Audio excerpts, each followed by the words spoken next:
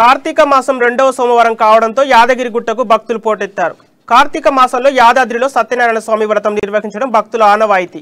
ఈ నేపథ్యంలో సత్యనారాయణ స్వామి వ్రత మండపం భక్తులతో కిటకిటలాడుతోంది. కార్తీక దీపాలు వెలిగించి భక్తులు మొక్కులు తీర్చుకుంటున్నారు. భక్తుల రద్దీ అధికంగా ఉండటంతో ధర్మ దర్శనానికి 2 గంటల సమయం పట్టే అవకాశం ఉన్నట్టు తెలుస్తోంది. రేపు చంద్రగ్రహణం సందర్భంగా యాదగిరిగుట్ట ఆలయంతో పాటు అనుబంధ ఆలయాలను ఉదయం 8:15 నుంచి రాత్రి 8 గంటల వరకు మూసివేయనున్నారు. రాత్రి 8 గంటలకు ఆలయాన్ని తీసి సంక్షోభ్రణ ప్రాయశ్చిత్త హోమం, నవకళాభిషేకం, ఆరాధన, అర్చన, నివేదన చేపడతారు. రాత్రి 10 గంటలకు శయనోత్సవం నిర్వహించి ద్వారబంధనం చేస్తారు.